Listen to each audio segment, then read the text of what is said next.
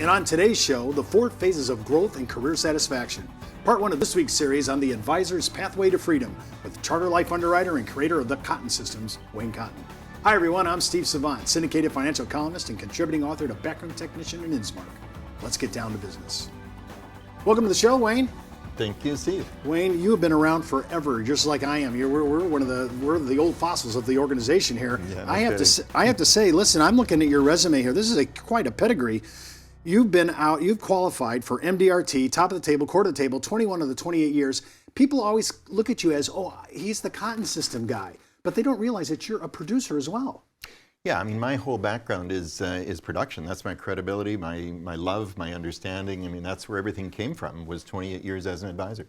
You've been a platform speaker for many of these organizations. You've given over 1,000 industries. You're all over the place. I saw you at a convention here about 3 or 4 months ago. Mm-hmm. Wayne, when I'm looking at this, the reason I bring up your pedigree and your resume is because I want people to know what we're going to talk about isn't coming from the mind of some kind of life coach or some kind of motivational speaker. We're talking about a person that produces major premium, understands securities, understands finance, retirement. You're doing this, you're a practice. This is what you do every day. And you're now applying these measures to all these things we're going to talk about all this week. Yeah, with one correction, Steve, and that Sure. is that I'm no longer in the field. I sold my practice 18 years ago. So it was interesting. I had a serious motorcycle accident, spent 35 days in intensive care, and when I come out of the ozone, I realized I had 2 major businesses going. One was my financial practice, the other one was the information and publishing and speaking business, which was doing multiples of my practice. And so I decided that I was going to sell my practice, which I did, and I'm happy to report it's still in the same location with the same name on the door, and the guy that runs it is a top of the table member and going strong. So I'm really excited about that legacy because I think it proves that what I built, based on the foundation of principles and processes, is something that makes such a difference in the longevity of a practice. Now the title of this now is called the Cotton Client Acquisition System. Is that correct? Mm-hmm, correct. Now talk a little bit about that and then we'll get into our segment. Well, very simply, marketing is the key to business success. And in my discovery, I failed miserably. I mean, I went through just absolute horror in the beginning stages of the business until I built this thing for me. I didn't do it for anybody else. It was totally for me. Had no intention whatsoever of sharing with anyone. But as I started to speak and got in the circuit a bit and people started asking lots of questions, people said, you got to deliver this stuff to us. How does this work? How do you do? So I started publishing in 1981. So I've been publishing since then, several phases and stages and so on. But it helps advisors get in front of the right prospective clients for their level of competence and confidence. That's what the system is all about. And this system's been around for how many years? Well, it started in 81 and it's gone through lots of phases and so on, but it's here alive and well. And you have career companies using this? Actually, in the 90s, I did a lot of work with career companies, launched with 27 companies in North America, 6 in Australia, and had an office down there. And but I've kind of moved away from that whole world. I'm spending a lot more time with individual advisors where I can deal directly with the person that I'm dealing with. Now, I've noticed you've distilled this down to kind of where do advisors actually live? And you use this phrase like they live in 4 houses. You list them out. Talk to me about the first one called the House of Pain. Well, you know, it's amazing how many people live in the House of Pain. Like absolutely amazing. I do surveys all the time. And House of Pain means that you're underwater. It means that you're really not accomplishing what you need to accomplish. You're really not getting where you need to go. Your expenses are bigger than your income. You know, a friend of mine, Mark Victor Hansen, the Chicken Soup for the Soul guy, met Mark many, many years ago. And one of the things he said to me was, Wayne, if your outgo exceeds your income, your upkeep will be your downfall.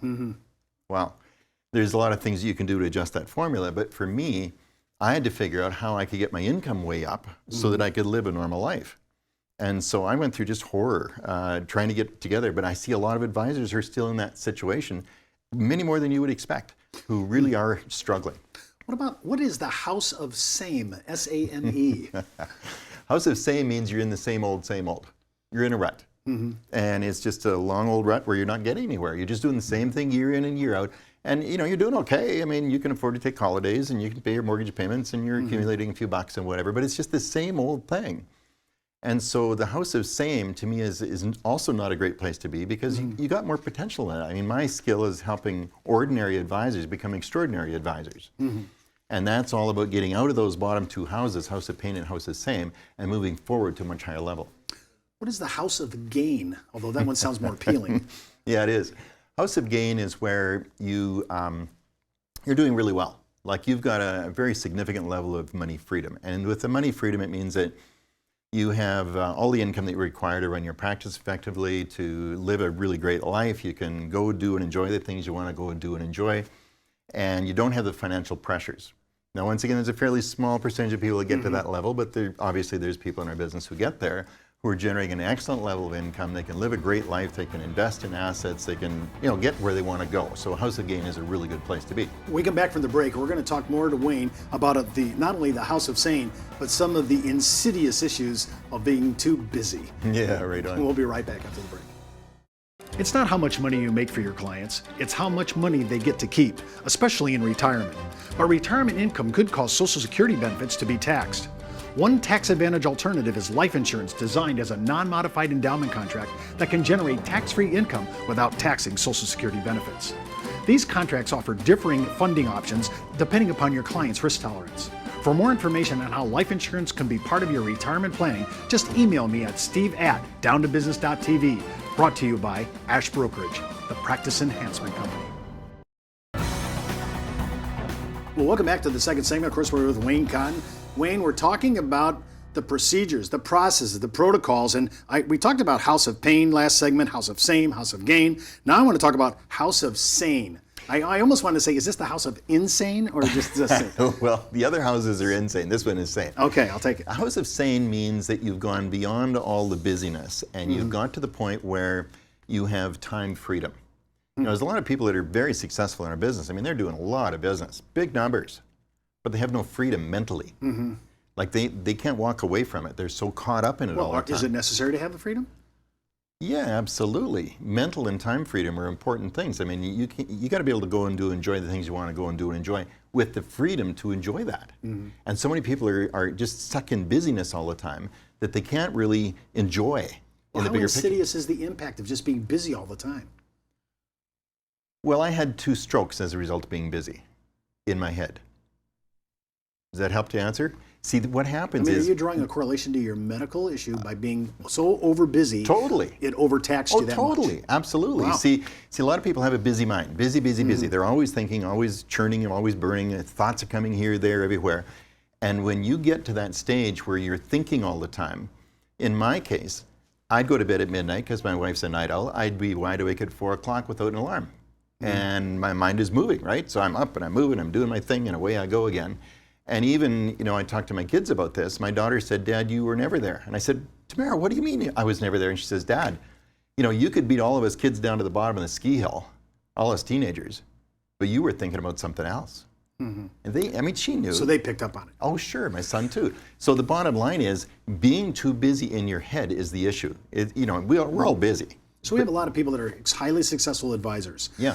And they're so busy that this is now complicating even their personal life. Of course it is. Of course it is. Has a big downside impact. And so for me, it was a couple of strokes and a lot of other things as well. So it's important to really get clarity of what we want and to get that achievement of this House of Sane where we're thinking clearly and effectively all the time. All right, so a lot of it, the fourth one, when we talk about the House of Sane, these are people that are actually advisors that are very profitable, high producers, Totally. High achievers, but they themselves, they haven't taken time out. They're so busy that it's controlling their entire life. They might be taking time out, but in their heads they're not. That's the difference, right?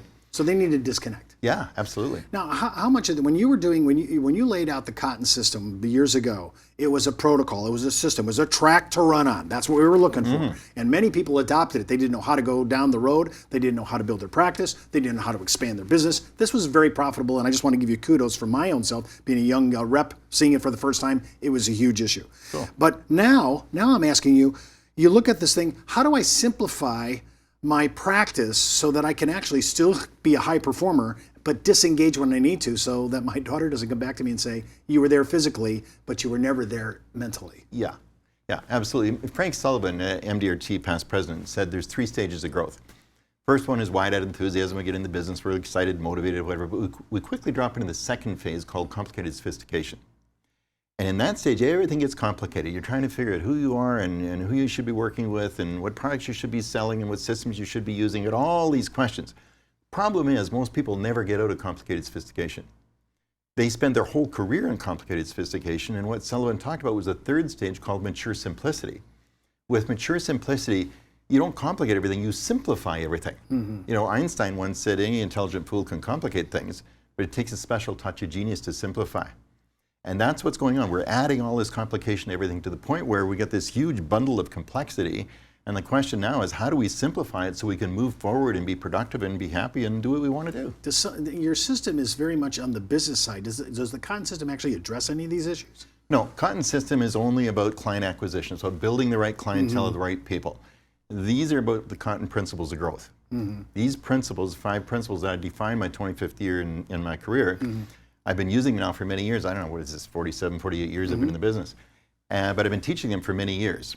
And these 5 principles, which we're going to get into, they are critical to people getting away from the complication and moving forward to mature simplicity.